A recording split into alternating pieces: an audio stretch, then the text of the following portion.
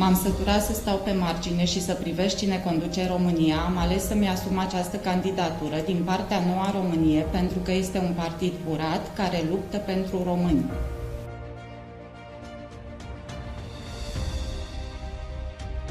Prima mea inițiativă legislativă pe care o voi depune în Parlament are legătură cu sănătatea.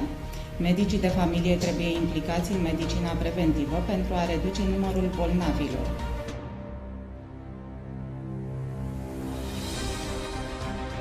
Până acum nu ai mers la vot pentru că nu ai avut cu cine vota. Noua Românie este alternativa. Pe 6 decembrie mergi la vot. Un vot pentru a schimba tot.